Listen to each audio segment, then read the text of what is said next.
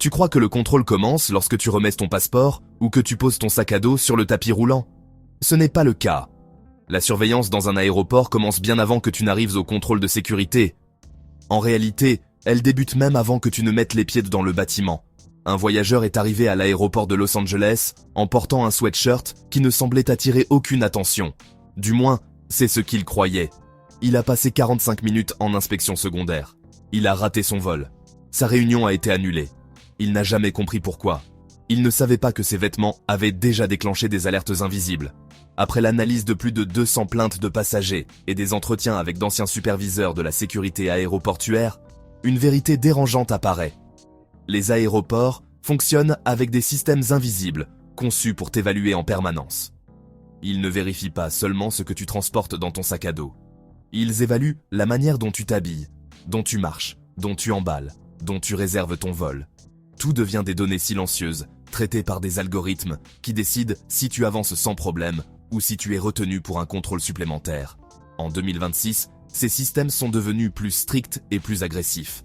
Beaucoup des retards, inspections et sélections aléatoires ne sont pas aussi aléatoires qu'elles en ont l'air. Ci-dessous, 12 mécanismes internes sont révélés, influençant ton expérience à l'aéroport. L'un d'eux, le numéro 7, provoque plus de vols manqués que tous les autres. Commençons. Partie 2. Comment les vêtements peuvent-ils te transformer en signal d'alerte? Secret numéro 12.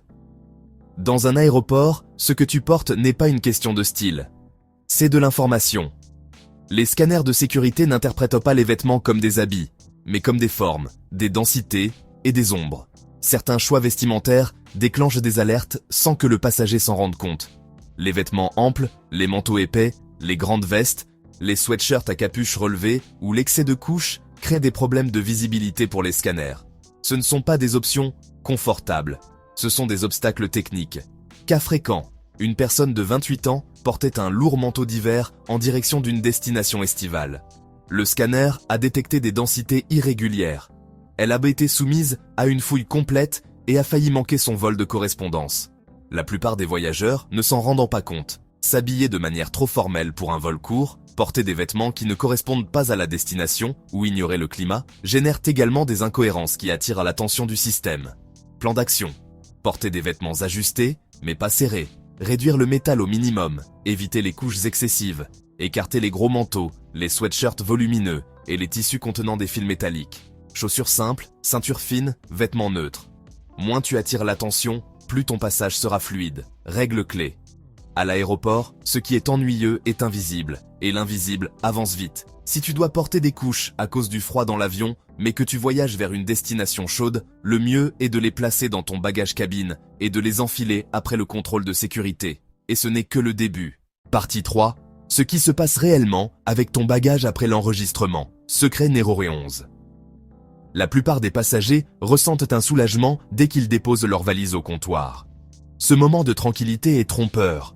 Dès la seconde où ton bagage est étiqueté, il entre dans un système de contrôle hautement surveillé. Chaque scan est enregistré, chaque écart est documenté, chaque décision est croisée avec ton profil de passager. Voici l'information que presque personne ne connaît. Les données de ton bagage sont silencieusement comparées à ton historique de voyage, à ton itinéraire, au fait que tu voyages seul ou non, à la fréquence à laquelle tu voles, et même à la cohérence du poids pour ce trajet. Un ingénieur de 45 ans a enregistré une valise pour un court déplacement professionnel. Le poids a été jugé inhabituel pour cet itinéraire.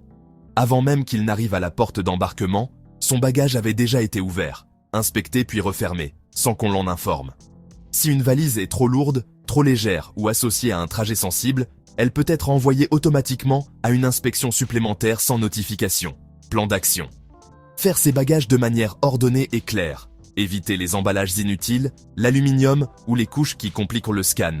Garder les appareils électroniques visibles. Ne pas enregistrer d'objets de valeur. Utiliser uniquement des cadenas homologués. Conseil pratique. Si tu enregistres du matériel coûteux, photographie l'intérieur avant de fermer la valise. S'il manque quelque chose, ces images sont souvent ta seule preuve. Et pourtant, ton bagage n'est pas la seule chose qui est analysée. Partie 4. Ce que détectent les scanners corporels. Secret, numéro 10. Lorsque tu lèves les bras à l'intérieur d'un scanner corporel, beaucoup de passagers croient que le personnel ne voit qu'une silhouette générale. Ce n'est pas exact. Les scanners modernes identifient les variations de densité, les formes inhabituelles, les couches de tissu, les liquides, le papier et les objets placés à des endroits inattendus. Même lorsqu'il n'existe aucun élément illégal, ces incohérences déclenchent des alertes. Une femme de 52 ans portait un dispositif médical sous ses vêtements. Le scanner a détecté une densité anormale. Elle a été mise à l'écart pendant 20 minutes pour une vérification supplémentaire, jusqu'à ce que sa légitimité soit confirmée. Bien que l'image finale observée par l'agent soit une figure numérique générique, l'opérateur peut demander des inspections plus détaillées si quelque chose ne correspond pas aux paramètres attendus. Parallèlement, le personnel observe le comportement, la façon dont tu marches, dont tu tiens tes affaires, si tu évites le contact visuel ou si tes mouvements paraissent tendus. Plan d'action. Si tu utilises des dispositifs médicaux, emporter les documents justificatifs, éviter les couches inutiles dans des zones inhabituelles, marcher calmement, maintenir un contact visuel naturel, respirer de manière contrôlée. Si tu dois expliquer quelque chose, fais-le de façon simple et directe. Une phrase claire et calme suffit généralement à réduire la tension.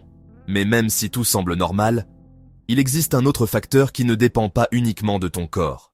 Partie 5. Pourquoi les contrôles aléatoires le sont presque jamais? Secret Nero 9. La phrase est connue, vous avez été sélectionné au hasard. Elle sonne neutre, elle sonne juste. En pratique, c'est rarement vrai. Derrière ces sélections se trouvent des algorithmes et des critères prédéfinis qui analysent ton billet avant même que tu n'arrives au contrôle de sécurité. Le système évalue silencieusement des schémas et déclenche des alertes lorsque quelque chose sort de l'ordinaire.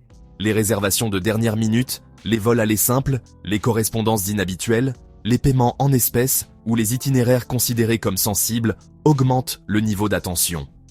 Tout cela se produit sans que le passager en soit conscient. Un retraité de 62 ans a acheté un billet aller simple pour rendre visite à sa fille. Il a payé en espèces.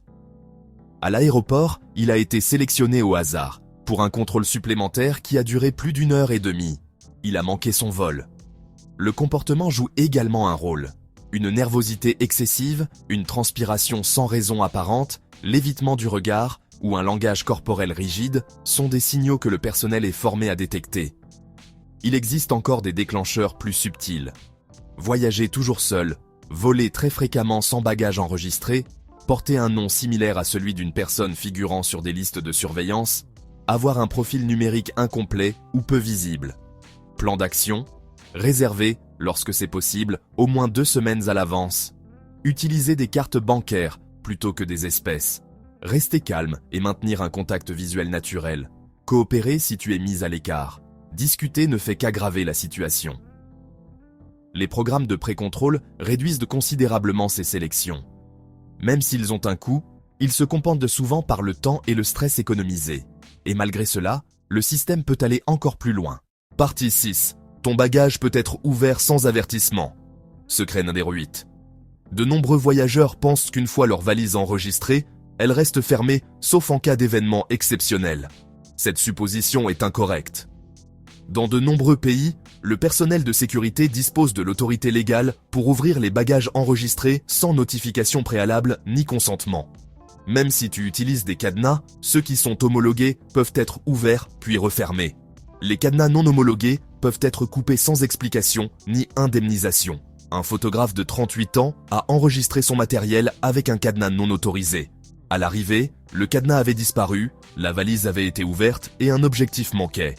Il n'a trouvé qu'un avis indiquant que le bagage avait été inspecté. Aucune compensation ne lui a été accordée. Les causes les plus courantes, un emballage trop dense, des objets enveloppés dans des matériaux opaques, l'utilisation de papier aluminium ou d'emballage plastique, des éléments qui compliquent à l'interprétation du scan plan d'action. Emballer de manière claire et ordonnée, éviter les enveloppements inutiles, garder les appareils électroniques visibles, utiliser uniquement des cadenas homologués, ne jamais enregistrer d'objets de grande valeur. S'il n'existe pas d'alternative et que tu dois enregistrer un objet précieux, il est essentiel de le déclarer et de souscrire une assurance indépendante. La responsabilité des compagnies aériennes est généralement très limitée, et cela nous mène à un autre point clé, où l'argent que tu as payé commence à jouer un rôle silencieux. Partie 7. Le personnel de l'aéroport sait combien tu as payé ton billet. Secret numéro 7. La plupart des passagers pensent que la carte d'embarquement n'affiche que des informations de base, nom, siège et destination. En réalité, elle révèle bien plus que cela. Lorsque le personnel de la compagnie aérienne ou de l'aéroport scanne ta carte, il peut voir quel type de tarif tu as acheté, s'il s'agissait d'une offre promotionnelle, si tu as payé le plein tarif, si tu as utilisé des miles ou si tu as réservé via un site externe. Officiellement, ces informations ne devraient pas influencer le traitement des passagers. En pratique, c'est souvent le cas. Un couple de 55 ans a acheté les billets économiques les moins chers via un site de réduction. Lorsque le vol a été surbooké, ils ont été les premiers à être reprogrammés. Les passagers ayant payé le tarif plein sont restés à bord. Les voyageurs qui perdent davantage réservent directement auprès de la compagnie ou disposent d'une classe tarifaire supérieure reçoivent généralement la priorité lors des surclassements, de l'assistance ou des décisions de dernière minute. Cela devient déterminant en cas de surbooking. Si quelqu'un doit être retardé, reprogrammé ou changer de siège, le prix payé fait souvent partie des facteurs invisibles pris en compte. Plan d'action. Réserver directement auprès de la compagnie aérienne lorsque c'est possible. Adopter une attitude assurée et polie. Connaître tes droits en tant que passager. Si tu es retiré d'un vol de manière involontaire, une compensation est due. La demander calmement et clairement augmente les chances de l'obtenir. Une phrase utile peut être « J'aimerais comprendre quelles sont mes options de compensation selon la réglementation en vigueur. » Mais le prix du billet n'est pas la seule chose qui est enregistrée. Partie 8. Comment les bagages de valeur sont marqués. Secret, numéro 6. Lorsqu'une valise est enregistrée depuis des cabines premium, avec des services prioritaires ou avec une valeur déclarée, elle peut recevoir des étiquettes ou des codes internes que la plupart des passagers ne voient jamais. En théorie, ces marquages servent à ce que les bagages soient traités avec plus de soin et fassent l'objet d'un meilleur suivi. Cependant, il existe un effet secondaire peu reconnu. Un cadre de 41 ans a déclaré que sa valise contenait du matériel photographique d'une valeur supérieure à 3000 $. La valise est arrivée en retard, avec des signes de manipulation et un objectif manquait. La compagnie aérienne a limité sa responsabilité à une somme minimale, car aucune assurance indépendante n'avait été souscrite. Les mêmes marques créées pour protéger peuvent aussi faire ressortir une valise. Et tout ce qui se distingue attire l'attention, pas toujours du bon type. Plan d'action. Transporter les objets de valeur uniquement en cabine. Si l'enregistrement est obligatoire, souscrire une assurance séparée. Photographier le contenu avant de fermer la valise. En règle générale, une étiquette prioritaire ne garantit pas la sécurité. Dans certains cas, elle peut produire l'effet inverse. Et maintenant, nous entrons dans un domaine qui ressemble à de la science-fiction, mais qui est déjà en fonctionnement. Partie 9. Les caméras qui analysent dès ton niveau de stress. Secret en des 05. La plupart des voyageurs pensent que les caméras de l'aéroport servent uniquement à observer les foules ou à détecter des menaces évidentes. Ce n'est qu'une partie du système. Dans de nombreux aéroports, des caméras thermiques et des systèmes de surveillance avancés sont utilisés, capables de détecter des micro-variations de la température corporelle. Lorsqu'une personne est anxieuse, stressée ou nerveuse, le flux sanguin et les schémas thermiques dans des zones comme le visage, le cou et le front se modifient légèrement. Un passager de 29 ans effectuait son premier voyage international et était visiblement nerveux dans la zone des douanes. Les caméras ont détecté des schémas thermiques élevés. Il a été mis à l'écart pour un interrogatoire supplémentaire qui a duré 30 minutes. Il n'avait rien fait de mal. Son corps a réagi avant qu'il ne prononce un seul mot. Ces systèmes ne prouvent pas une mauvaise conduite, mais ils déclenchent des alertes qui mènent à des contrôles plus approfondis. Le personnel peut être averti afin d'observer le passager avec une attention accrue. Plan d'action. Pratiquer une respiration lente avant les contrôles. Se déplacer calmement, sans geste brusque, maintenir une posture détendue, arriver suffisamment à l'avance pour éviter la précipitation. Réduire ou éviter la caféine avant de voler. Si tu as une condition médicale provoquant une transpiration excessive, des tremblements ou une nervosité visible, emporter une note médicale explicative peut t'aider à éviter les malentendus. Mais la détection du stress n'est qu'une couche supplémentaire. Partie 10. Ce qui se passe dans les zones restreintes. Secret numéro 4. Lorsque l'on évoque une zone restreinte, la plupart des gens imaginent des espaces réservés exclusivement au personnel de l'aéroport. Ce que beaucoup ignorent, c'est que les passagers peuvent aussi y être conduits, même sans avoir commis de faute évidente. Si une alerte est déclenchée, si des doutes apparaissent, concernant tes documents, ou si ton comportement attire l'attention, tu peux être escorté de manière discrète, hors de la vue du public. Un passager de 67 ans a été conduit dans une zone restreinte parce que les étiquettes de ses médicaments sur ordonnance étaient usées. Il y est resté 2 heures, pendant que le personnel vérifiait les informations auprès de sa pharmacie d'origine. Ce type de contrôle est volontairement effectué hors de vue, afin de ne pas provoquer d'inquiétude dans le terminal. Ce qui est troublant, c'est que la raison est rarement expliquée clairement. Les phrases employées sont souvent vagues. « Veuillez nous suivre » ou « Nous devons vérifier quelque chose ». Il ne s'agit pas d'une arrestation, mais ce n'est pas non plus une situation que l'on peut refuser sans conséquence. Plan d'action. Rester calme et coopérer. Ne pas discuter ni élever la voix. Demander avec respect ce qui est en cours de vérification. Une phrase utile est « Je suis disposé à coopérer ». Pourriez-vous m'expliquer ce que vous devez confirmer? La coopération a tendance à raccourcir le processus. Résister ou confronter l'autorité l'allonge presque toujours. Et même après avoir quitté cet espace, le système peut continuer à te suivre. Partie 11. Les listes internes de passagers que personne ne reconnaît. Secret Nidé Roro 3. La plupart des voyageurs pensent que, s'ils ne figurent pas sur une liste officielle du gouvernement, leur historique disparaît une fois le vol terminé. Cette idée est trompeuse.